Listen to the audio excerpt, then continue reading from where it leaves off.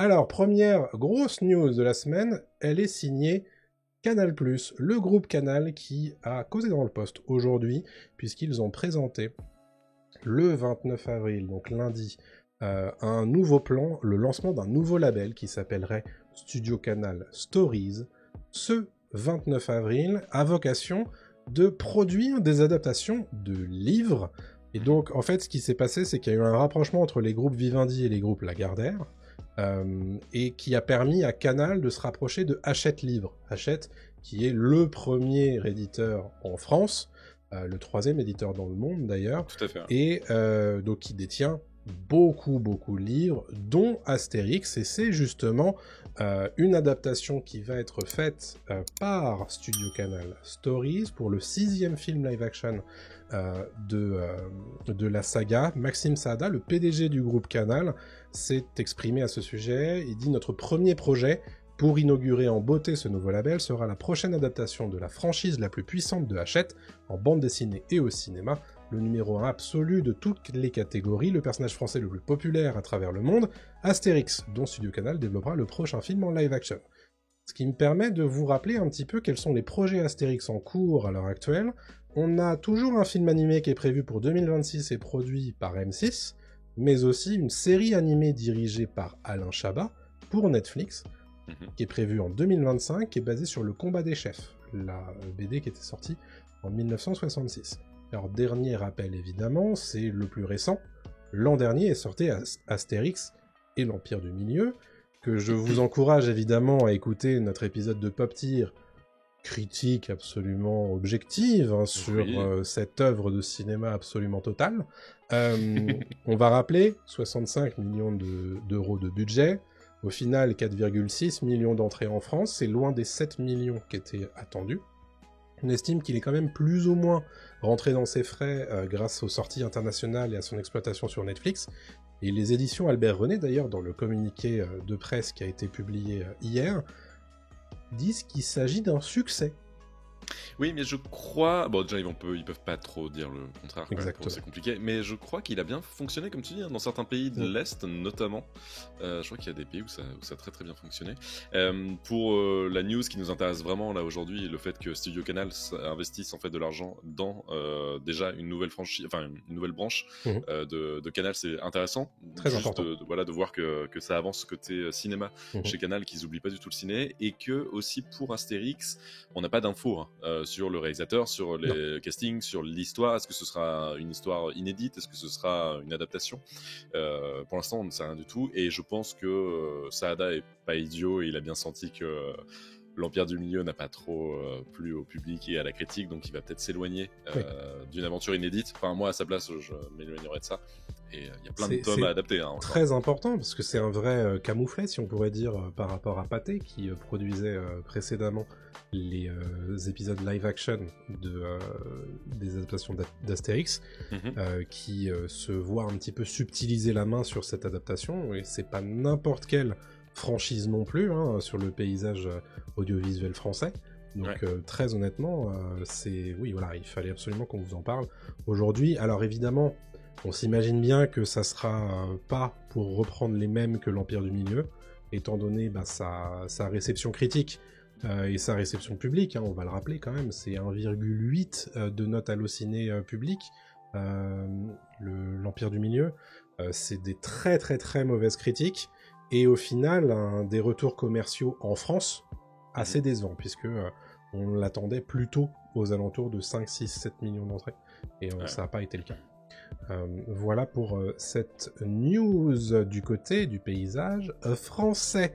On va aller du côté des États-Unis avec Aaron Sorkin qui parle de Social Network 2. C'est ça, Aaron Sorkin, donc pour ceux qui ne le connaissent pas, c'est le scénariste de Social Network, tu viens de le dire, c'est aussi le scénariste et le créateur de À la Maison Blanche, l'excellente série sur les coulisses de la Maison Blanche, voilà, du président et de son staff. C'est un grand nom, voilà, du scénar aux États-Unis, et là il plancherait sur une sorte de The Social Network 2 qui porte pas son nom, qui porte pas ce nom-là, mais qui s'intéresserait en fait, ce scénario et ce futur film, à l'insurrection du Capitole et aux dérives de Facebook, justement. on sait que c'est Facebook qui a un peu aidé grandement à la prise du Capitole le 6 janvier 2021. Et donc Aaron Sorkin en fait sera en train de plancher sur un scénario qui explore le rôle du réseau social de Mark Zuckerberg dans l'insurrection du Capitole le 6 janvier 2021. On sait que The Social Network était un film très aimé par la critique et par le public parce qu'en fait il avait réussi à un petit peu capter ce qu'était la personnalité de Mark Zuckerberg et tout ce que ça a pu amener comme dérive la création qui est la sienne avec son film The Social Network sorti en 2010. Si ce film-là, ce prochain film n'est pas une suite directe évidemment à The Social Network de David Fincher, ça s'inscrit vraiment dans la continuité des thématiques explorées par le premier film, puisqu'il va s'attaquer, donc comme je l'ai dit, à l'impact de Facebook sur la société et sur la démocratie notamment, et sur sa puissance en fait et le pouvoir qu'a Facebook et les réseaux sociaux en général sur la politique et la démocratie. Pour l'instant, le projet n'a pas de réalisateur officiel, mais peut-être que David Fincher, qui avait réalisé, comme je l'ai dit, The Social Network, pourrait revenir pour reprendre le rôle de réalisateur. On rappelle donc évidemment Aaron Sorkin est très au fait de ce qui se passe dans la démocratie, puisqu'il a récemment écrit le scénario du film The Trial of the Chicago 7, donc les 7 de Chicago, qui explorait les tensions sociales et politiques aux États-Unis dans les années 60. C'est un film produit par Netflix et on imagine qu'il a de quoi faire avec tout ce qui s'est passé dernièrement en politique aux États-Unis, et c'est pas sans rappeler, et j'en parlerai en fin d'émission, de Civil War, qui s'intéresse aussi un petit peu à la polarisation de l'Amérique en ce moment, et du fait que c'est un pays fracturé quoi, et complètement scindé en deux, et on voit qu'il y a d'un côté des gens qui vont prendre le Capitole et d'autres qui regardent ça de loin, et on se demande ce qui se passe, et voilà. Donc il y a beaucoup de choses, je pense que ça peut être un film super intéressant, mais il n'y a pas de date de sortie, il n'y a rien du tout pour l'instant. Un film qui a beaucoup de choses à dire. Est-ce que c'est un film que les gens iront voir ? Je pense aussi, Civil War, les gens sont allés le voir, et on disait ça à l'époque, je me rappelle très très bien de la sortie de Social Network en 2010, c'était il y a quand même 14 ans, il faut se rappeler que Facebook est arrivé dans le monde il y a très peu de temps à ce moment-là, ça faisait quoi 6 ans, la création de Facebook, c'était en 2004 je crois. Non, c'est 2004, la création de Facebook c'est 2004, mais la démocratisation de Facebook c'est autour de 2006, 2007, 2008. Donc en fait ça faisait très peu de temps, et à l'époque tout le monde disait un film sur Facebook alors que le truc vient à peine de débarquer, c'est quand même un peu lunaire quoi. Et ça reste un excellent film, voire l'un des meilleurs pour moi de Fincher quoi. Donc voilà, moi je suis très curieux. Après faut pas qu'il le sorte trop tard quoi, parce qu'il y a la prochaine élection qui arrive bientôt quoi, mais... Projet intéressant en tout cas, carrément à suivre. On vous en reparlera. Tout comme Deadpool and Wolverine qui sort très prochainement au mois de juillet, donc ça dans 3 mois en fait déjà. À ce sujet, Sean Levy, donc le réalisateur de ce 3e film, a donné une interview à l'Associated Press aux États-Unis et répond un petit peu à la question: est-ce qu'il faut être un fin connaisseur du MCU pour kiffer Deadpool 3 ? Vous savez que c'est de plus en plus une question dans le paysage très clairement sclérosé de la Marvel fatigue désormais, où tu te dis mais attends, est-ce qu'il faut vraiment que j'ai vu les 32 projets du MCU avant de pouvoir aller voir ce film-là ? Donc évidemment, maintenant on a la fameuse question, c'est est-ce qu'il faut avoir tout vu ? Bon, évidemment Sean Levy se montre très rassurant, et voici ce qu'il dit: j'étais bon élève à l'école, je sais faire mes devoirs en tant qu'adulte, mais je cherche clairement pas à faire mes devoirs quand je veux aller au cinéma. Bon, un peu comme nous tous, ça paraît assez logique quelque part. Il dit: j'ai fait ce film avec un grand respect et de la gratitude envers les fans qui sont parfaitement bilingues dans la mythologie et le lore de ces personnages et de ce monde. Je ne voulais pas les prendre pour acquis. Ce film est construit pour le divertissement, sans obligation de venir préparer avec des recherches préalables. Donc voici, évidemment, il devrait rassurer beaucoup de monde qui a forcément très envie d'aller voir ce film, sans pour autant devoir tous fader. Bon, je pense que si t'as vu les 2 premiers Deadpool, t'es plutôt à l'aise. Je pense qu'il faut avoir vu les Deadpool et surtout les X-Men quand même, parce que c'est Deadpool et Wolverine. Je pense que si t'as vu les X-Men avec Hugh Jackman, t'es déjà bien au fait de ce qui peut se passer. Après, il y aura peut-être un petit peu de comment dire, de friandises, de choses comme ça, parce que si t'as vu Loki, c'est quand même bien mieux, parce que tu vois, t'as les coulisses de ce qui se passe avec le TV, etc. Je suis même pas sûr, en vrai. C'est toujours plus sympa, tu vois ce que je veux dire, quoi. Mais je suis sûr. Garniture, quoi. En fait, je pense que maintenant, il faut qu'on s'axe sur des films qui sont capables de donner des clins d'œil aux fans qui les recherchent, mais sans pour autant être trop lourd pour les gens qui sont juste là pour kiffer un coup. Bien sûr. Donc, on rappelle évidemment que Deadpool & Wolverine, ça sort le 24 juillet 2024 avec Ryan Reynolds bien sûr et Hugh Jackman dans le rôle de Wolverine. Je te donne la parole pour la dernière grosse news de la semaine, c'est le casting de 28 ans plus tard. Je la prends la parole, c'est très gentil parce que je suis très très chaud pour ce film 28 ans plus tard, avec un casting qui a été annoncé et pas n'importe quel casting, puisqu'en fait le film réalisé par Danny Boyle mettra en vedette Jodie Comer, Aaron Taylor-Johnson et Ralph Fiennes. C'est quand même 3 grands noms. On rappelle que Johnny Comer est surtout connu pour son rôle dans la série Killing Eve. Aaron Taylor-Johnson, il a joué dans Kick-Ass, Avengers, l'ère d'Ultron et Bullet Train récemment. Il sera dans Kraven le Chasseur aussi en fin d'année.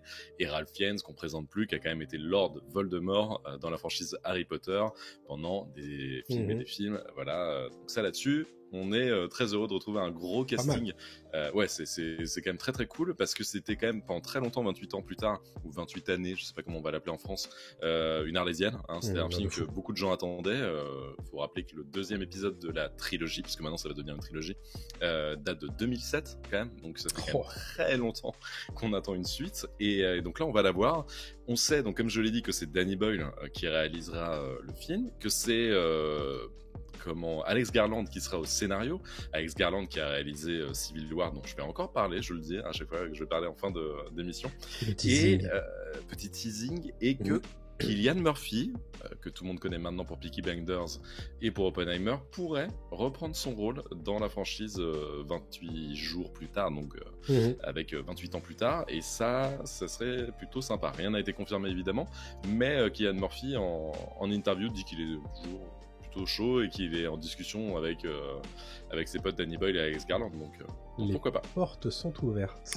Exactement, les portes sont ouvertes. On a une date un peu ou pas Alors non, justement, on n'a pas de date de sortie annoncée précisément. 28 ans plus tard, en fait, c'est aussi prévu pour être la première partie d'une nouvelle trilogie avec un 2e volet réalisé par Nia DaCosta. On sait déjà que c'est la réalisatrice qui s'en occupera de ce 2e volet, Nia DaCosta, qui a réalisé The Marvels très récemment, et je n'ai toujours pas vu The Marvels. D'ailleurs, toi tu l'avais vu, The Marvels. Oui, tu te presses pas, hein. Non, ok, j'attends qu'il tombe sur Disney+. C'est pas indispensable, hein, très franchement. Ok, et on n'a pas d'infos sur le 3e film de cette nouvelle trilogie. Très bien. Écoute, voilà pour les grosses news de la semaine. On va faire rapidement le rapid fire, bien sûr, des brèves de la semaine. Je vais vous faire ça rapido, j'espère, avec notamment une série live action de Scooby-Doo qui est en travaux en ce moment chez Netflix, avec comme producteur Greg Berlanti, qui est très connu notamment pour les séries de super-héros de la CW. Il faut que je fasse quelque chose sur le chat. Hop là, merci. Hop. Ensuite, Fallout, qui s'est hissé en moins de 2 semaines comme le 2e meilleur lancement ever de Prime Video, avec 65 millions de téléspectateurs dans ses 2 premières semaines, donc qui est juste en dessous du Seigneur des Anneaux, les Anneaux de pouvoir. C'est énorme. Succès surprise un peu quand même. De fou. Voilà, je pensais pas que c'était aussi apprécié, quoi. Exactement, dont on s'est parlé la semaine dernière et la semaine d'avant dans les recos d'ailleurs. Tout à fait. Jeff Bridges qui s'est exprimé dans un podcast au sujet de son retour dans Tron Ares, donc le troisième film de la saga qui est en ce moment en train d'être préparé par Disney. Le tournage de la saison 2 de Severance est terminé du côté de Apple TV+. On n'a toujours pas de date cependant pour la diffusion de cette 2e saison. On s'imagine, vu l'heure, que ce sera plutôt du côté de début 2025, très probablement, sauf s'ils vont très vite sur la post-production. Du côté de Netflix, on a quelques rumeurs concernant le tournage du film Les Chroniques de Narnia Narnia par Greta Gerwig et ce début de tournage serait prévu pour le mois d'août 2024. La source, c'est la même source qui nous a expliqué dès 2022 que Netflix travaillerait avec Greta Gerwig sur une adaptation de Narnia, donc plutôt à prendre avec relativement du sérieux. Steven Knight s'est exprimé auprès de NME au sujet de son film Peaky Blinders et a exprimé qu'il commencerait à travailler dessus au mois de septembre et que le budget serait plus important que Peaky Blinders et donc il va se permettre de faire beaucoup de choses dans cette adaptation, dans cette suite en fait. Bah oui. Cette suite, oui. Voilà, on a aussi vu Tom Cruise en plein tournage à Paris de Mission Impossible 8, après Mission Impossible Fallout. Ethan Hunt est donc de retour à Paris, on a évidemment hâte de voir ça au cinéma. Au niveau du casting également du Festival de Cannes, on a appris désormais avec complétion qui ferait partie du jury du Festival de Cannes, avec Greta Gerwig, on le savait, en présidente, Omar Sy, Juan Antonio Bayona, le réalisateur, Hirosaku Koreeda, également réalisateur, Lily Gladstone, l'actrice, et Bruce Eylan, Nadine Labaki et Per Francesco Favino. Voilà pour le casting de ce jury. Beau casting quand même. Ouais. Beau jury. Très beau jury. Comme d'habitude, très international et de grande renommée quand même. Oui, et là j'ai l'impression de connaître tout le monde, je suis content. Oui, c'est vrai. Parce que des fois, il y a des cinéastes un peu obscurs, et là tu fais ah ok, ils sont tous un peu mainstream, c'est cool. Je fou. Kraven le chasseur et Karate Kid ont été décalés par Sony dans leur calendrier. Kraven le chasseur, donc avec, comment il s'appelle ce bon monsieur, Aaron Taylor Johnson, qui est évidemment ripped. C'est pas tu me demandes, hein. Oui, je te demande évidemment. T'es un petit peu ma roue de secours, quelque part. Je ne pourrais pas faire ça sans toi. Ce two-man job, hein. Une two-man army. Kraven le chasseur qui devait sortir le 30 août 2024 aux États-Unis et qui sortira finalement 4 mois plus tard, le 13 décembre 2024. Karate Kid, de son côté, a été décalé au 30 mai 2025.